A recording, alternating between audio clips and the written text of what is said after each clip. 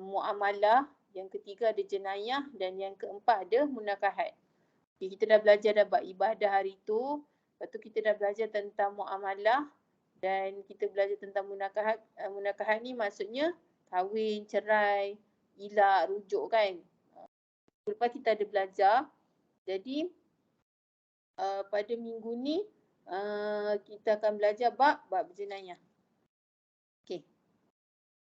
Okey, apa maksud jenayah? Okey, jenayah dalam Islam dari sudut bahasa ialah jenayah dalam Islam berasal daripada perkataan Arab iaitu jannah ataupun perbuatan salah atau dosa atau jahat.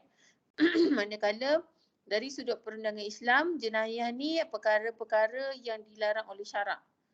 Seperti berzina, membunuh, mencuri atau meninggalkan sesuatu perkara yang diperintahkan oleh Allah lah, seperti solat, awak tak puasa, tak berzakat dan sebagainya. Okey, peringkat perbuatan jahat ni kita ada 3 peringkat yang kita kena tahulah. Okey, kalau dalam Islam peringkat yang pertama iaitu apabila kita ni ada timbul macam perasaan untuk berbuat jenayah. Contohlah, sengaja atau tak sengaja. Contoh, seorang lelaki ni dia lalulah dia duduk kat lorong, tiba-tiba lalulah seorang perempuan dekat lorong tu, 2-3 orang perempuan. Lepas tu lelaki tu niat untuk merogol perempuan tu. Contohlah, dia dah berniat dah untuk merogol perempuan tu secara tak sengaja. Dia tak ada niat pun nak duduk kat lorong tu, dia nak merogol orang. Tapi bila 2-3 orang perempuan tu lalu ke kawasan lorong tu, tiba-tiba dia ada niat pula untuk merogol perempuan tu. Itu dikira sebagai peringkat pertama. Okay, untuk peringkat kedua, iaitu dia bersedia untuk buat niat jahat tu. Dia dah mula mengekori perempuan yang lalu kat lorong tu lah. Okey, dan yang ketiga adalah dia buat, dia rogol perempuan tu. Okey, jadi peringkat perbuatan jahat ni atau peringkat perbuatan jenayah ni, kalau peringkat pertama tu dia masih lagi tidak dikira berdosa. Okey, dia berbeza dengan kalau awak nak buat baik. Contoh, awak ni tak ada niat pun nak tolong makcik tu angkat barang dia, contoh kan. Tapi bila awak nampak ada seorang makcik tu dalam kesusahan, awak berniat untuk tolong makcik tu, dah dikira pahala. Tapi itulah Allah ni maha apa orang kata, maha pemurah lagi penyayang kan. Bila awak ada niat untuk buat baik, Allah terus bagi pahala. Tapi bila awak ada niat untuk untuk buat jahat, Allah tak bagi lagi dosa. Sehinggalah awak buat yang tahap ketiga tadi tu. Okay. Jadi itu adalah peringkat-peringkat perbuatan jenayah. Okey. Pembahagian jenayah ni kalau dalam Islam, dalam Islam ada 3 pembahagian. Yang pertama, jenayah berkaitan dengan hudud. Yang kedua, jenayah berkaitan dengan ta'zir. Dan yang ketiga adalah yang kedua adalah jenayah berkaitan dengan qisas. Dan yang ketiga adalah jenayah yang berkaitan dengan ta'zir. Nanti kita akan tengok apa ketiga-tiga jenayah ni. Okey.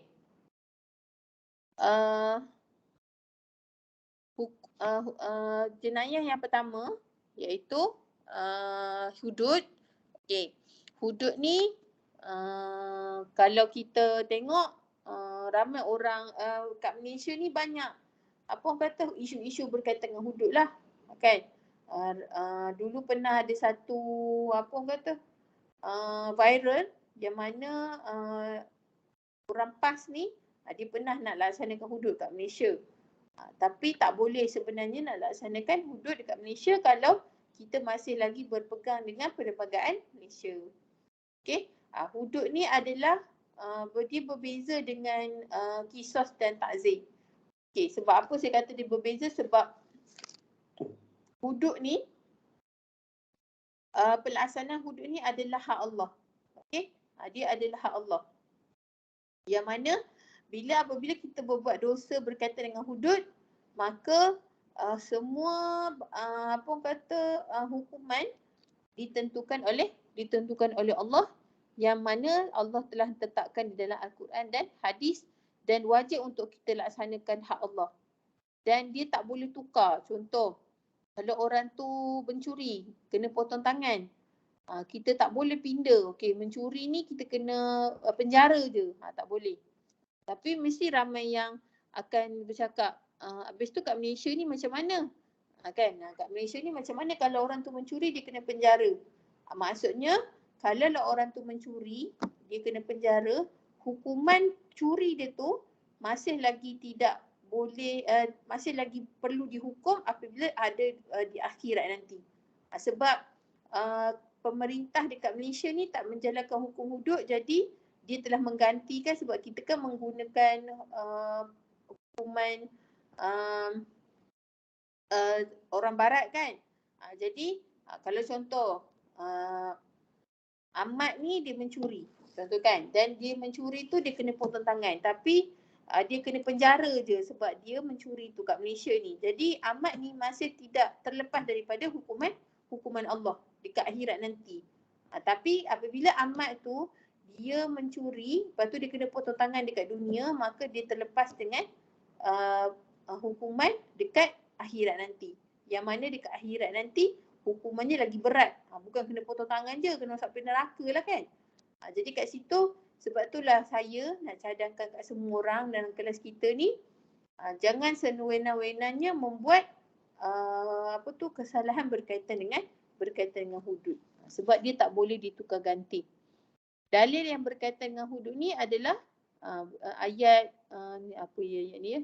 Tilka hududullahi fala ta'taduha wa may yata'addadu hududallahi fa ulaika humul zalimun. Itu adalah aturan Allah, maka janganlah kamu melanggarnya, dan sesiapa yang melanggar aturan-aturan Allah, mereka itu adalah orang-orang yang zalim. Okey?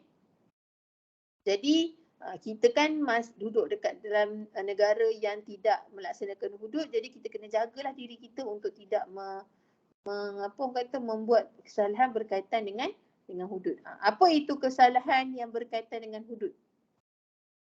Okay, kesalahan yang berkaitan dengan hudud ni ada 3, ada 7. Okey. Okay, ada kesalahan berkaitan dengan hudud ada 7, iaitu berzina, qazaf, mencuri, merompak dan menyamun, minum arak dan murtad. Okay, boleh tak seorang terangkan apa itu berzina? Maksud berzina yang awak faham. Apa dia? Siapa boleh bagi tahu apa maksud berzina? Berzina tu apa sebenarnya? Cuba bagi tahu. Ada tak yang volunteer? Tak ada? Ada tak yang volunteer nak cakap apa itu berzina? Tak ada ke? Kita minta seorang lah. Payah betul lah guna telefon ni. Saya lupa buat laptop. Sekejap. Mana saya punya ni? Okay. Siapa boleh bagi tahu apa itu maksud berzina? Faiza Hailmizan. Boleh tak? Boleh tak bagi tahu apa maksud berzina?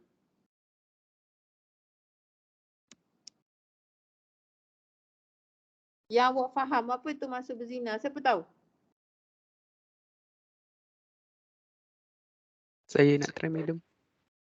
Boleh. Okey, bagus. Saya ni tak nampak siapa nama. Okey, boleh try. Apa tu maksud berzina? Siapa tu? Afif. Okey, Afif. Berzina dia macam persetubuhan yang tidak sah. Dia macam dia bukan suami, dia bukan isteri. Dia bukan suami, dia bukan isteri dan dia melaksanakan persetubuhan. Okey, betul. Okey betul apa yang Afif bagi tahu. Bagi tepukan sikit kat Afif. Okey, apa yang Afif bagi tahu tu adalah benda yang betul. Tetapi apa dia yang dari sudut apa orang kata? Dari sudut apa orang kata? Istilah yang sebenarnya berzina ni. Okey.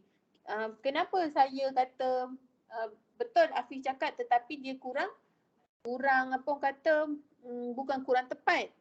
kalau kita nak sabitkan kesalahan orang tu dia berzina, maka kalau orang kata persetubuhan kan. Macam mana kita nak tengok orang tu melakukan persetubuhan kan? Macam mana? Sama ada peluk-peluk tu pun dah bersetubuh ke macam mana sebenarnya? Sebenarnya persetubuhan tu bukan sahaja peluk je, cium-cium bukan lagi namanya berzina. Okey? Bagaimana ulama sepakat apabila orang tu berzina, sebab hukuman kalau kita peluk-peluk, cium-cium dengan hukuman orang tu berzina berbeza.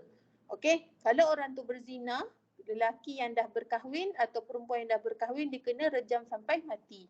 Tapi kalau orang tu belum berkahwin, ghairu muhsin dipanggil, dia kena sebat 100 kali je. Berbeza. Okey, jadi apa itu berzina? Iaitu persetubuhan tanpa nikah yang sah mengikut syarak. Apa maksud persetubuhan tanpa nikah yang sah ni? Ibarat pen, pen masuk dalam penutup pen. Itu ibarat barulah boleh digelar sebagai berzina. Dan bagaimana pula pertuduhan berzina? Berzina ni apabila empat orang lelaki atau 4 orang lelaki yang saksi yang nampak betul-betul pen tu masuk dalam penutup pen. Dan orang saksi 4 orang tu mesti orang-orang yang tak fasik, yang tak suka menipu. Kan? Jadi susah untuk menjatuhkan hukuman zina ni sebenarnya pada seseorang kecuali kalau seseorang tu mengaku. Kan? Macam sahabat Nabi, dia jumpa dengan Rasulullah SAW, dia kata, ya wahai Rasulullah, aku berzina. Nabi kata, tak apa, kau balik dulu, kau fikir dulu. Esok dia datang lagi. Dia kata, wahai Nabi, ya betul aku berzina. Lepas tu hari ketiga dia datang lagi sampai hari keempat. Nabi kata, betul kau berzina? Ya betul aku berzina. Maka laksanakanlah hukum hudud kepada sahabat Nabi tu. Kan sahabat Nabi tu dia belum kahwin kan. Jadi dia kena sebat 100 kali. Jadi nak tentukan habis tu macam mana kalau orang tu berpeluk, duduk dalam bilik hotel, tak pakai baju, kan dah nampak dia berzina? Tak. Tu bukan berzina. Sebab itulah itu dipanggil berkhalwat. Okey? Jadi tu maksud yang zina yang betul-betul yang mendapat hukuman. Sebenarnya kita nampak je Islam ni wah kena rejam sampai matilah. Kena sebat 100 kali lah. Macam mana kena sebat 100 kali? Sebenarnya kita nampak macam kejam. Tetapi kita nak sabitkan kesalahan berzina tu sangat susah. Sangat susah sampai sehingga kita rasa macam Allah ni nak selamatkan orang yang buat jenayah ni. Kan? Sebab nak sabitkan seorang tu contoh. Awak nampak dekat semak bergegar je kan. Ada orang buat ni lah projek lah kat situ contoh.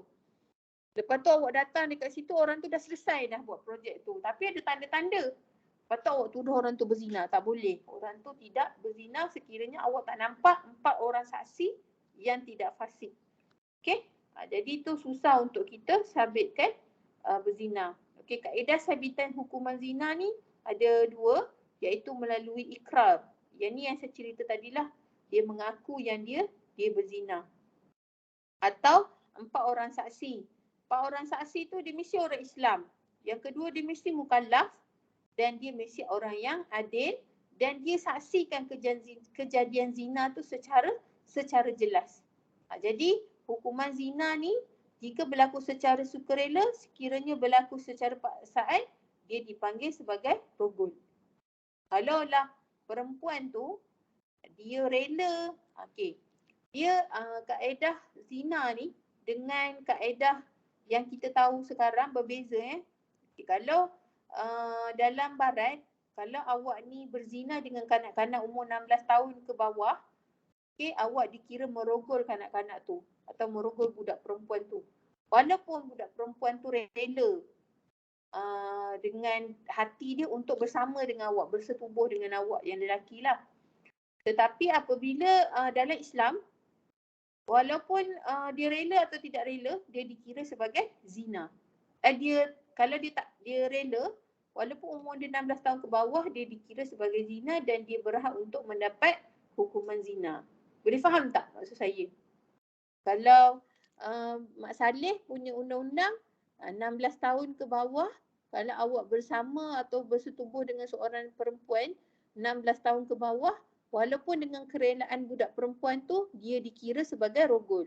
Tapi dalam Islam tidak dikira sebagai rogol tetapi dia kira sebagai zina. Sebab perempuan tu setuju untuk bersama dengan lelaki yang bukan murid, yang bukan suami dia lah. Dan dalam Islam juga, kalau contoh orang tu dikira kalau dalam barat, contoh awak ni nak bersama dengan seorang lelaki. Tiba-tiba lelaki tu dia tak nak kahwin dengan awak. Awak tak nak kahwin dengan awak. Lepas tu awak tuduh lelaki tu merogol. Kan? Tapi dalam Islam tak boleh. Lelaki tidak boleh dituduh merogol kalau dua-dua nak benda tu. Jadi dua-dua dikira sebagai berzina. Kadang-kadang saya tengok undang-undang Islam ni lagi mampu untuk menyelamatkan kaum lelaki berbanding kaum perempuan. Sebab apa? Orang perempuan dia boleh tuduh je lelaki tu rogol dia. Padahalnya dia suka dekat lelaki tu. Dia nak kahwin dengan lelaki tu. Tapi kalau dalam Islam, walaupun dia setuju untuk walaupun dia tak ada, dia suka-suka buat kan. Dia tak boleh tuduh lelaki tu rogol dia kalau dia tak ada tanda-tanda yang dia tu dirogol. Okey. Jadi kat situ kita nampak hukuman hudud ni dia lagi adil terhadap perempuan dan lelaki. Okey, syarat pelaksanaan hukum zina, orang tu mestilah dia berakal. Yang kedua, dia mestilah balik dan dia melakukan zina dengan kemahuan dia sendiri, bukan dipaksa atau diugut. Okey, dan penzina maklum dengan hukuman melakukan perbuatan zina tu. Dia maklum, dia tahu ada hukuman, kalau dia berzina ada hukumannya. Okey, hukuman zina ni yang saya cakap tadi, kalau penzina tu muhsan yang telah berkahwin, dia kena rejam sehingga mati di tempat yang terbuka. Dan kalau kita tengok dekat Arab, dekat Mekah, pelaksanaan zina ni rejam sampai mati ni, dia akan tanam separuh badan lelaki atau perempuan tu. Lepas tu dia akan ada seorang dilatih untuk membaling batu. Dia tak nak macam orang tu mati dalam keadaan yang terseksa lah, kena baling batu banyak kali kan. Dia akan ada orang yang macam pelaksana hukuman ni, dia akan baling batu. 3 kali terus orang tu akan mati. Ataupun kalau hidup, orang tu akan dikeluarkanlah daripada tanam separuh badan tu. Tapi kalau orang tu penzina ghairu muhsan atau belum berkahwin, dia kena sebat sebanyak 100 kali. Okey, yang kedua, qazaf. Okey, apa itu qazaf? Okey, yang kedua ni, qazaf ni adalah perkara yang termasuk dalam pelaksanaan hudud. Okey, yang qazaf ni bermaksud membuat tuduhan zina terhadap orang Islam yang akil balik dan dikenali sebagai seorang yang bersih dari perbuatan zina tanpa bukti dengan 4 orang saksi. Boleh juga secara tersirat. Contohnya, bapa tidak mengaku anak tersebut adalah anaknya, dan hukuman bagi qazaf ni adalah ada di dalam surah Al-Ma'idah ayat 8 yang mana, dan orang-orang yang menuduh wanita-wanita yang muhsanat, yang baik, dan kemudian mereka gagal membawa 4 orang saksi, maka sebatlah mereka dengan 80 sebatan. Kalau kita tengok, kenapa qazaf ni dia tuduh je. Yang zina tadi, dia memang berzina, tapi kena 100 sebatan. Qazaf ni dia tuduh je, tapi dia kena 80 sebatan. Beza 20 sebatan je. Kenapa qazaf ni dianggap serius dalam Islam? Sebab apa? Dia telah menuduh orang baik melakukan zina tanpa 4 orang saksi. Contoh, Ahmad dengan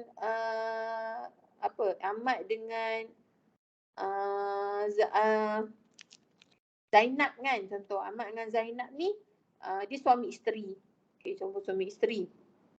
Kemudian Ahmad ni dia tuduh Zainab ni berzina dengan seorang lelaki, tapi dia tak mampu untuk bawa 4 orang saksi.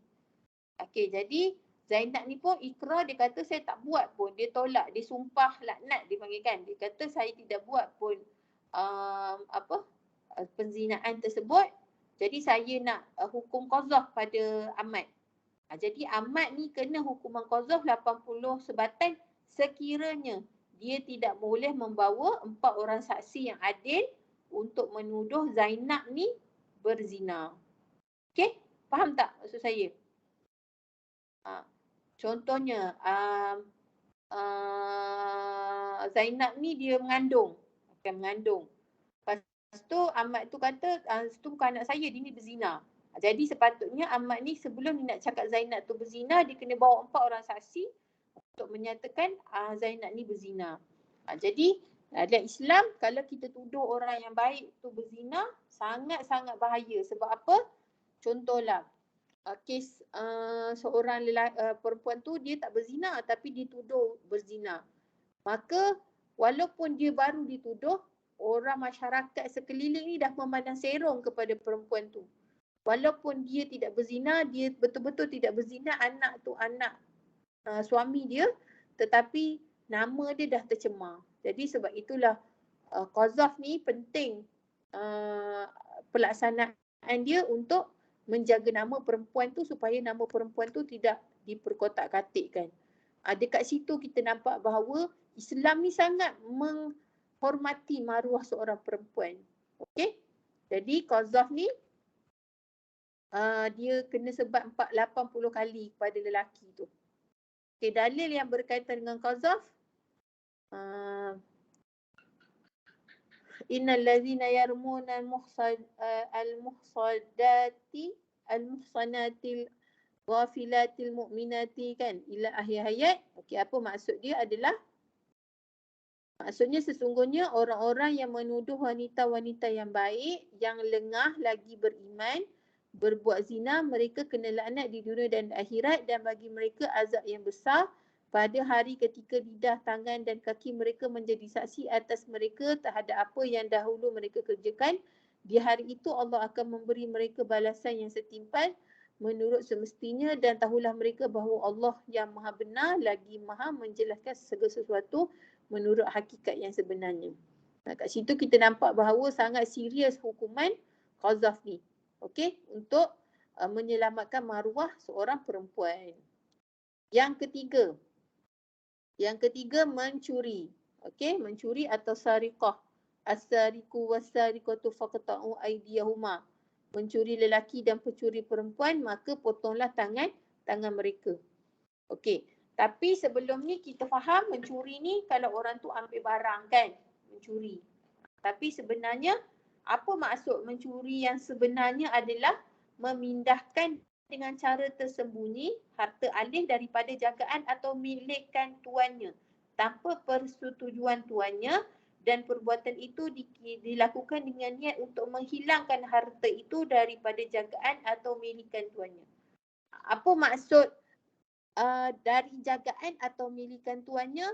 Okey, dalam Islam ni saya cakap dari tadi, walaupun kita nampak senangnya Islam nak jatuhkan hukuman, mencuri je potong tangan, mencuri je potong tangan. Tak, sebenarnya nak menjatuhkan hukuman potong tangan ni dia ada syarat-syarat dia. Okey, ada syarat-syarat dia. Bukan senang kita nak main potong je tangan nak orang. Kan? Kita kalau mencuri dalam hudud ni, okey, kalau orang tu contoh, awak ni ada komputer, ada laptop.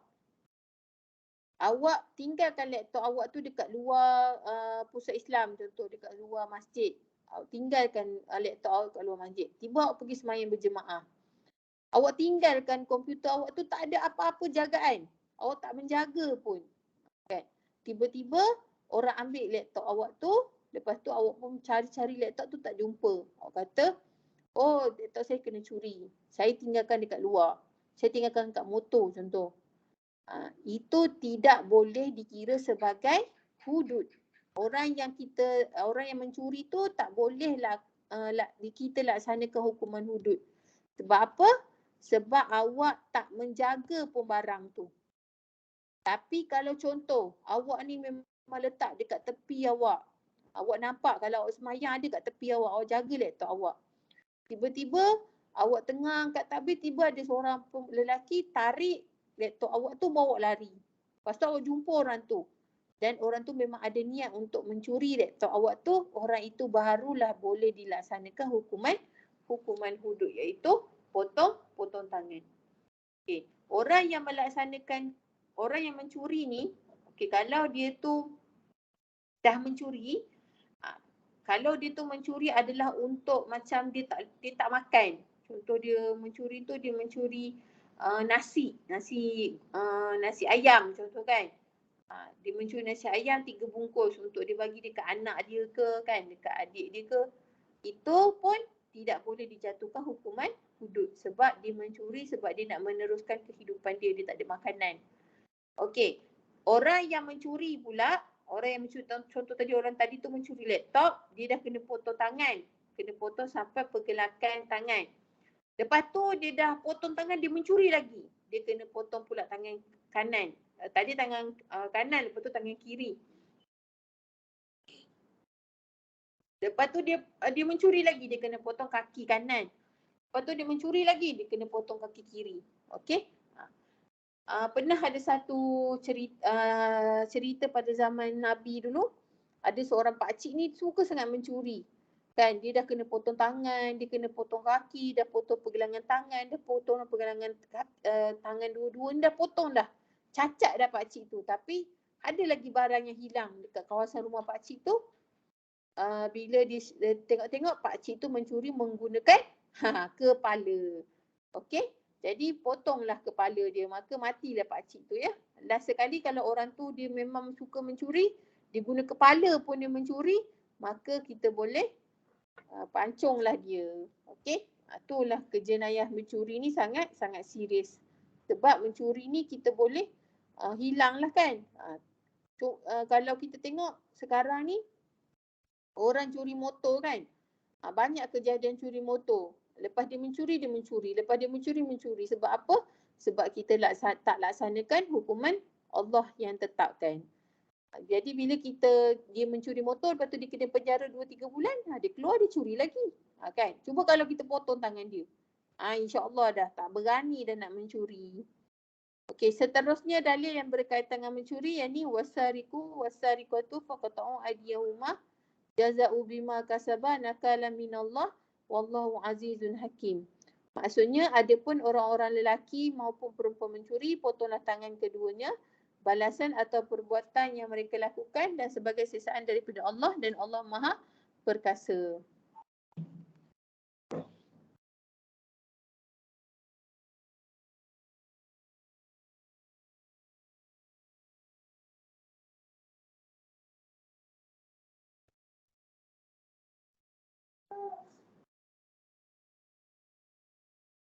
Okey. Seterusnya syarat had hudud mencuri ya. Yang pertama, niat harta yang dicuri itu mencukupi nisab iaitu setengah dinar emas. Kalau dia kurang daripada tu maka dia tak perlulah kena hudud. Lepas tu harta itu bernilai. Okey. Harta yang disimpan di tempat yang sesuai, tertuduh bukan pemilik penuh ke atas harta itu dan kesalahan tidak dilakukan dalam keadaan amat terdesak seperti perang, kebuluran, penyakit dan bencana alam, dan pencuri itu bukan keluarga pemilik barang, tuan punya harta tidak menafikan tentang kecurian itu walaupun pesalah mengakuinya. Seterusnya, merompak atau hirabah. Merompak dengan mencuri ni berbeza Mencuri ni kalau kita mencuri je tapi kita tak buat kekerasan atau ugutan dengan senjata. Okey. Kalau merompak ni adalah kita merampas harta orang lain, lepas tu kita macam kita nak merompak tu, kita nak macam kata kalau kau tak bagi aku bunuh kau. Macam tu, itu adalah merompak. Okey, merompak ni berbeza dengan pemberontakan Okey, kalau pemberontakan ni hirabah yang jenayah hirabah ni dia bukan untuk tujuan politik. Tetapi dia untuk semata-mata merampas harta atau merosakkan keamanan negara. Bukannya yang pemberontakan tu yang diserang masuk satu bandar, dicuri semua barang-barang dalam bandar tu. Itu lain pula dia punya kesalahan dia. Hukuman untuk merompak ni sesungguhnya balasan orang-orang yang memerangi Allah dan Rasul dan membuat kerosakan di atas muka bumi ini adalah mereka dibunuh atau disalib atau dipotong tangan kaki mereka secara bersilang atau dibuang negeri. Okey, kalau dia tu buat pemberontakan, dia bunuh, dia peras ugut satu negeri tu, maka dia tu kena salib lah atau pancung lah. Tetapi kalau dia tu hanya macam dia masuk rumah orang, dia ugut untuk bunuh atau dia dah membunuh, dia dah kena potong kaki kanan secara bersilang atau dibuang negeri.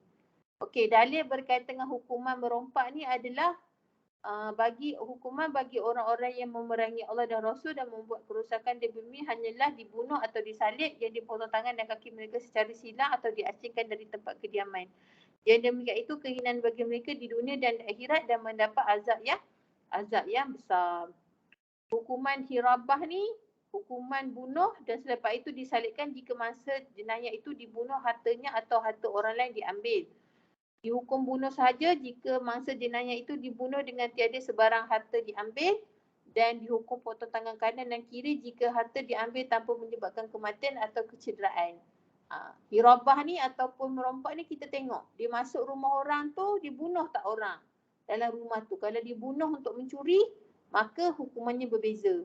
Tapi kalau dia masuk, dia ambil barang je, hukumannya pun berbeza. Tapi kalau dia ambil dalam rumah orang tu, dia ambil barang, lepas tu dia buat kerosakan, lepas tu dia membunuh lagi, hukumannya juga berbeza. Bergantung kepada apa yang dilakukan oleh perompak tersebut. Seterusnya, minum arak. Okay? Minum arak. Yang seterusnya, hukuman hudud yang seterusnya adalah minum arak. Okay, kita minum arak ni atau sebarang minuman yang memabukkan. Hukuman minum arak ni adalah 40 sebatan, tapi pada zaman Khalifah Umar 80 sebatan. Kenapa kita kena menyebat orang minum arak ni? Adalah untuk memberi peringatan kepada pesalah tadi, bukan untuk menyeksa dan menyakitkan. Kalau kita tengok minum arak ni 40 sebatan, dia lagi rendah berbanding qazaf. Qazaf ni kita bercakap je, tapi dah kena 80 sebatan. Tapi kalau minum arak, kita kena 40 sebatan. Kan? Kalau kita tengok minum arak ni lagi dahsyat daripada qazaf kan. Tapi kita nampak Allah ni sangat menjaga maruah manusia. Okay, dalil berkaitan dengan minum arak iaitu, hai orang-orang yang beriman, sesungguhnya meminum khamar, berjudi, berkorban untuk berhala, mengundi nasib dengan panah adalah perbuatan syaitan. Maka jauhilah perbuatan-perbuatan itu agar kamu mendapat keberuntungan. Okey, yang seterusnya adalah murtad atau riddah. Dalam bahasa Arabnya murtad ni ataupun riddah adalah kesalahan seseorang Islam yang mukallaf dengan membatalkan Islam dan imannya, iaitu keluar dari agama Islam dengan perbuatan atau perkataan. Okey, tapi dalam murtad ni, sesiapa yang murtad ni daripada hadis Ibnu Abbas, siapa yang menukar agama maka bunuhlah dia. Tapi kita bukan sewenang-wenangnya boleh bunuh orang yang murtad. Okey, kita kena bagi dia dulu masa. Okey, contoh dia kata dia nak murtad, bagi dia masa, suruh dia bertaubat. Tapi kalau dia tak boleh bertaubat, barulah kita boleh membunuh dia. Okey. Seterusnya, tadi habis dah 7 kesalahan hudud. Okey. Tadi 7 kesalahan hudud ni kalau kita nampak semua ditentukan oleh Allah hukuman dia.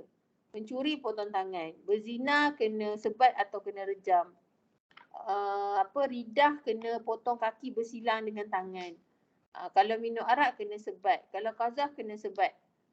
Okey, itu hukuman hudud yang mana Allah dah tentukan dah hukuman dia. Dan ada satu lagi hukuman iaitu hukuman qisas. Okey, qisas ni adalah hak Allah pun ada, hak manusia pun ada. Kalau hudud tadi hak Allah je yang tentukan hukuman dia. Manusia tak boleh tentukan hukuman dia.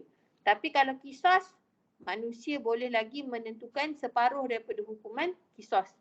Apa itu maksud qisas?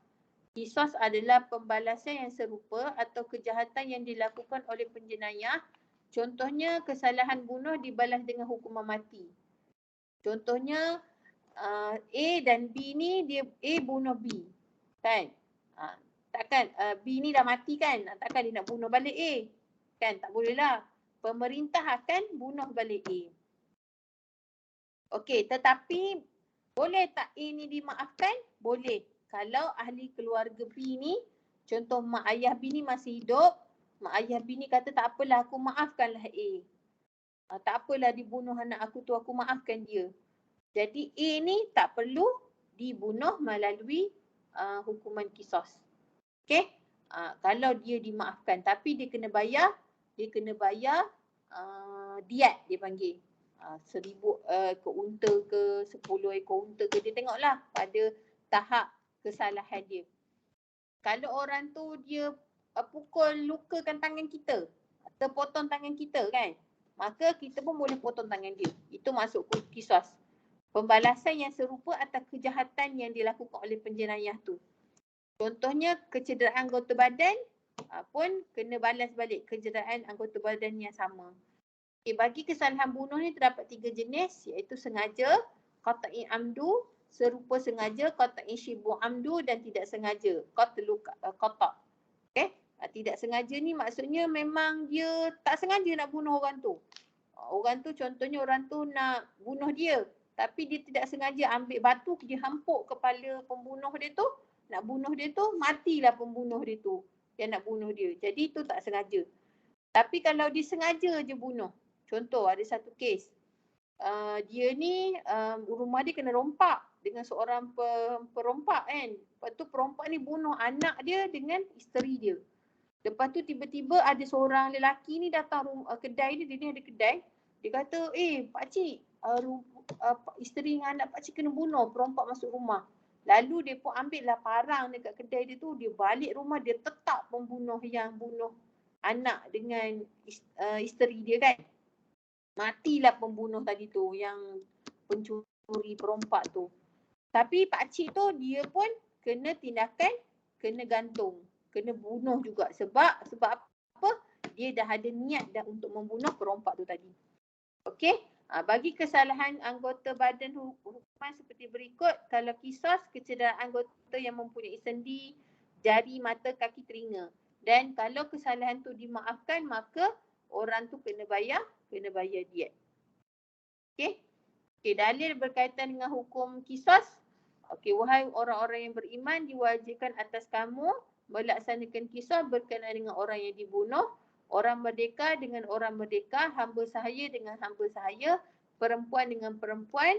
Tetapi barang siapa boleh memperolehi maaf daripada saudaranya, hendaklah dia mengikutnya dengan baik dan membayar diat atau tebusan kepadanya dengan baik. Yang demikian itu adalah keringanan dan rahmat dari Tuhanmu.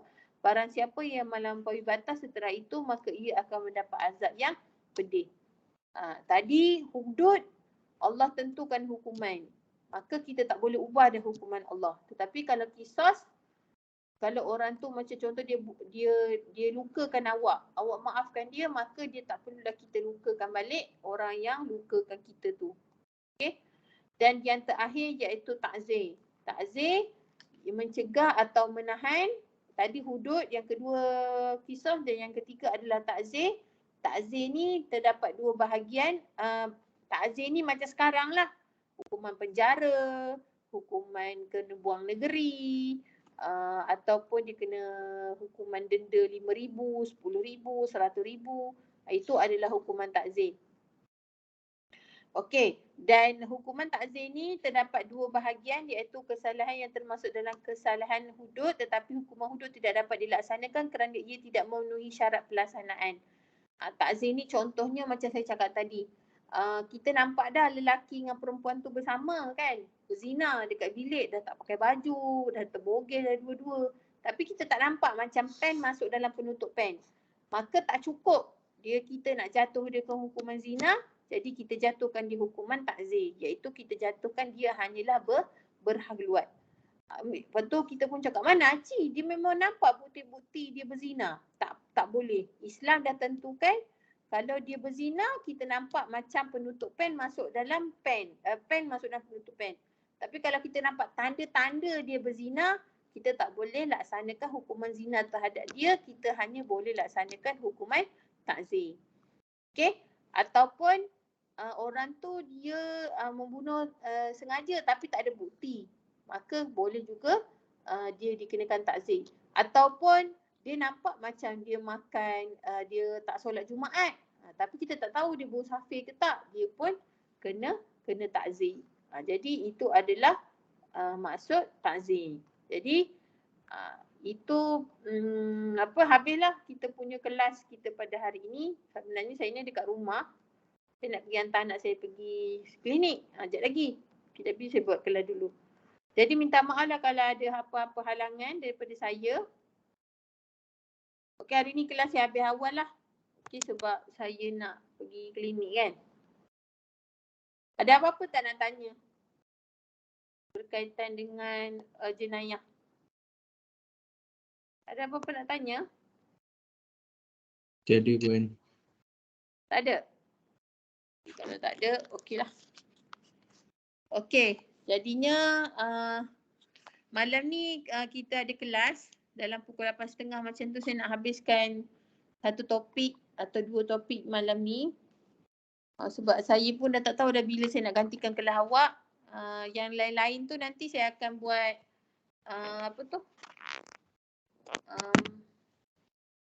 buat kelas ganti lah. Kelas ganti maksudnya rekod. Saya rekodkan suara saya tu. Lepas tu saya akan suruh awak tengok saya punya rekod tu. Okey? Sampai situ saja kelas kita pada hari ini. Okey, minta maaf hari ni banyak kekangan. Okey, Assalamualaikum warahmatullahi wabarakatuh. Waalaikumsalam. Terima kasih Puan. Puan. Puan. Terima Malam kasih, ni Puan. 8.30 Terima ya? kasih, Puan. Okey. Baik Puan, terima kasih Puan. Terima kasih, Puan. Terima kasih, Puan. Ustazah, saya Fikri. Oh, datang. Okey. Ah, Okey, terima kasih. sama.